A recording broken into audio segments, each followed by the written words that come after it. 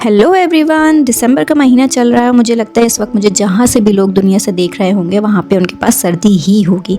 मैं जो हूँ फ़िलहाल अपने बेटे को किंडरगार्टन से पिक करके वापस घर लेके जा रही हूँ। इसको सुबह छोड़ने का और वापसी पे लेने का जो काम है वो मेरे ज़िम्मे है। समटाइम्स हस्बैंड मेरे होते हैं तो सुबह हम इसे ड्रॉप कर देते हैं, वरना मेनली मैं ही इसको लेकर जाती हूँ और लेकर आती हूँ।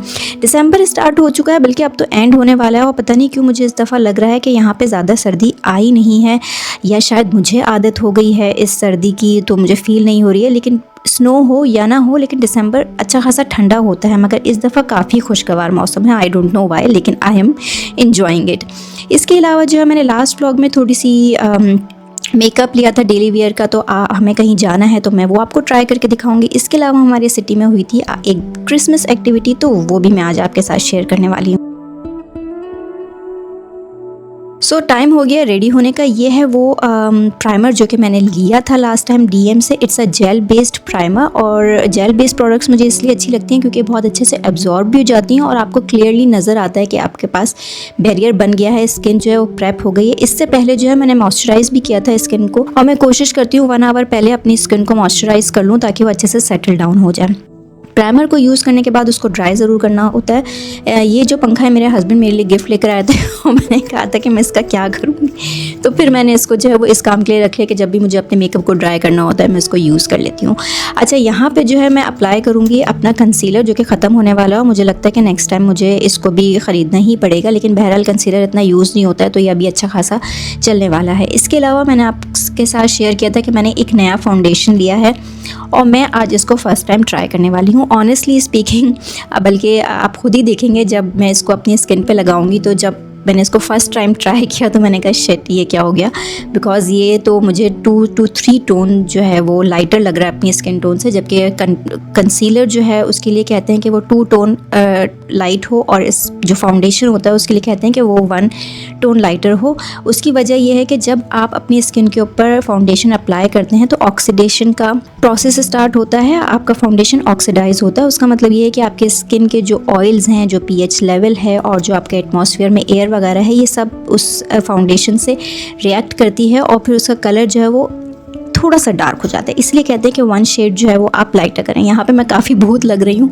और फिर मैंने कोशिश की कि मैं लाइट एडजस्ट करूँ, क्योंकि इस वक्त 4 बजे हैं लेकिन बाहर कम्प्लीटली अंधेरा है, तो कमरे की लाइटिंग बहुत कम थी। तो मैंने अपना जो रिंग लाइट होती है वो स्टार्ट की है, और ये वाली लाइट मुझे लग रहा है कि बेटर आपको इसमें सही दिखेगा, अदरवाइज़ मैं उस बहुत ज़्यादा लाइट के अंदर काफ़ी भूत दिख रही थी।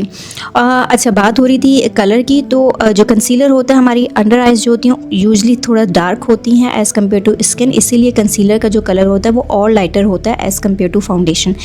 मेरा यहाँ पे फाउंडेशन जो है वो थोड़ा सा सेट हो गया है और इस पॉइंट पे आके मुझे लग रहा था कि ओके फाइन, ये इतना बुरा नहीं है, चल सकता है। मैंने जो है वो रिसेंटली स्विच किया है लिक्विड बेस ब्लशेस के ऊपर, क्योंकि यहाँ पे जो है वो बहुत ज़्यादा ड्राइनेस होती है, तो वो जो पाउडर बेस ब्लशेस या क्रीम बेस ब्लशेस हैं वो मुझे नहीं समझ में आ रहे थे। तो ये वाला जो है वो बिल्कुल लिक्विड बेस है and I just simply love it. मैं इवन बाहर भी निकलती हूँ तो हल्का से इसे टैप टैप कर लेती हूँ, तो इससे बड़ा अच्छा रिजल्ट आता है और this is my new favourite. इसके अलावा जो है मैंने आपको लास्ट व्लॉग में ये वाला मस्कारा दिखाया था, it's a waterproof by Maybelline, और ये बड़ा लॉन्ग लास्टिंग है। और अभी आप खुद ही देखिएगा कि किस तरह से मेरी दोनों आई लैशेज़ के अंदर आपको आइज़ के अंदर डिफरेंस फील होता है। इसका ब्रश भी बहुत अच्छा है, जिस तरफ से छोटा है आप एक दफ़ा यूज़ करने के बाद उसे करें तो वो आपकी लैशेज़ को बड़ा अच्छा कर्ल करता है। Now you can see the difference. और अच्छी बात यह है कि इससे आपकी आइज़ पांडा आइज़ भी नहीं बनती हैं, because it's water proof and very long lasting. तो I am just loving it. आपको भी अगर किसी अच्छे मस्कारे में इन्वेस्ट करना है तो मैं ज़रूर ये रिकमेंड करूँगी, क्योंकि हम जो आज जा रहे हैं वो कोई दावत शावत नहीं है, कोई लाइक पार्टी शार्टी नहीं है, सिर्फ ऐसे ही हम लोग मिलने के लिए जा रहे हैं। तो यूजुअली मैं ज़्यादा मेकअप करती नहीं हूँ, तो हल्का फुल्का सा ही मैंने मेकअप किया, लेकिन हाँ मुझे शौक़ बहुत है मेकअप का, ईस्टर्न कपड़े पहनने का, ज्वेलरी पहनने का। और अनफॉर्चुनेटली जब कभी भी जाने का मौका होता है तो जब मैं जहाँ पे पहुँचती हूँ, इनवाइटेड होती हूँ, तो मुझे ऐसा ही फील होता है कि मैं ओवर ड्रेस्ड हूँ और ज़रा ज़्यादा ही तैयार होकर आ गई हूँ। ये है मेरी देसी ज्वेलरी जो कि मुझे बहुत पसंद है, मतलब देसी तरीके से तैयार होना, लेकिन मौका बहुत कम मिलता है, इसलिए जब भी मिलता है तो मेरे पास जो भी चीज़ होती है मैं उसे पहन लेती हूँ। अब चाहे मैं ओवर ड्रेस लगूँ या ना लगूँ, लेकिन अपने शौक़ भी तो पूरे करने ही हैं। तो शौक़ पूरे करने का मौका जो कम कम मिलता है, लेकिन जब भी मिलता है मैं कोशिश करती हूँ कि सारे शौक़ पूरे कर लूँ। यहाँ पे मैं ऑलमोस्ट रेडी हूँ, बाल शाल मैं कुछ ख़ास बनाऊँगी नहीं। सो आई होप कि आपको जो रिज़ल्ट है उस फाउंडेशन का वो ना समझ में आ गया होगा। And here is my complete look. सर्दियाँ हैं तो चप्पल और मोज़े इज़ अ मस्ट, जो कि मैं पूरे दिन पहन के रखती हूँ, तो इग्नोर दैट पार्ट। बट अब हम निकलेंगे उस दावत के लिए, नॉट अ दावत, मीटअप के लिए, और फिर मुलाकात होगी।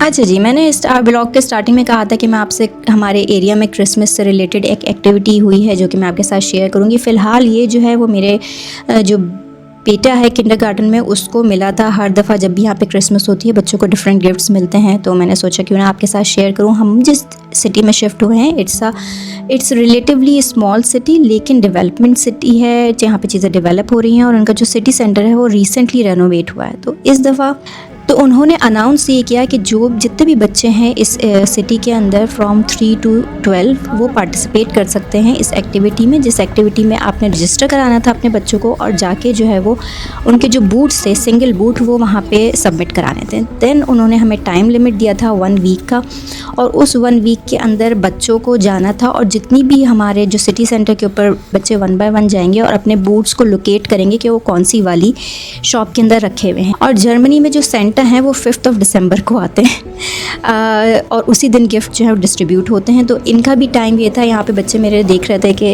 इनके जो बूट्स हैं वो इस वाली शॉप में रखे हुए हैं, और 5 दिसंबर को जाके जो है वो आप उन बूट्स को कलेक्ट कर सकते थे।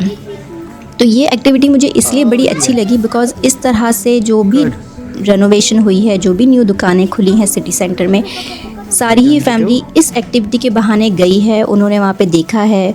तो इस तरह से आपका जो लोकल बिज़नेस है, लोकल शॉप्स हैं, उनका जो बिज़नेस है वो प्रमोट होता है, एक एक्टिविटी भी हो जाती है, और साथ साथ आपके जो बिज़नेसेस हैं वो भी प्रमोट होते हैं। और इसी तरह इन सारे ही बिज़नेसेस ने इन बूट्स के अंदर कुछ ना कुछ बच्चों के लिए गिफ्ट्स रखे थे। तो इट्स अ कलेक्टिव एक्टिविटी।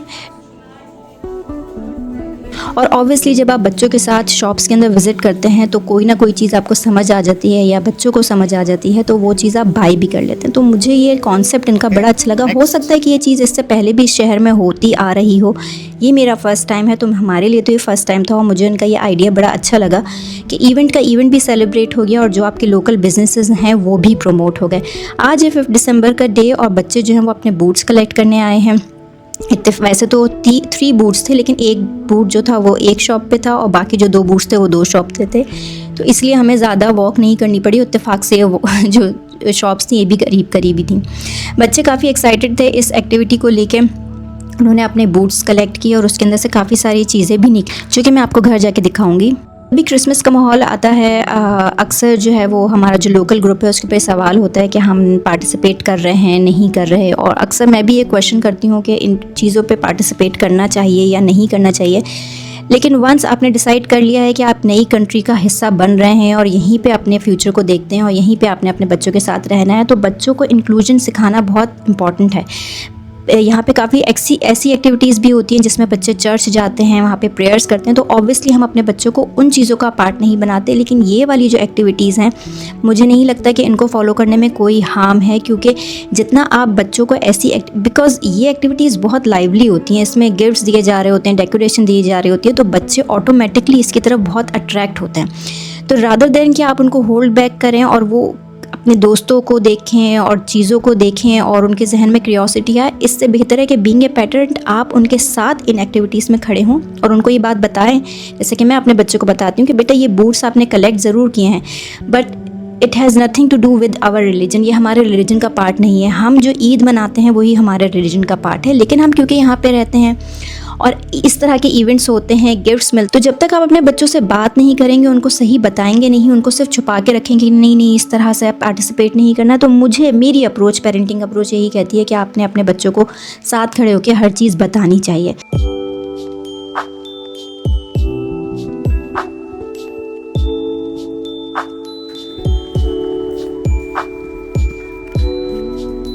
इधर देखो। अच्छा जी, हम बूट्स वगैरह कलेक्ट करके जो है वो वापस घर पे आ गए हैं। हमने डाइनिंग टेबल पे लगाई है येलो लाइट ताकि कैंडल लाइट वाला इन्वायरमेंट बन सके।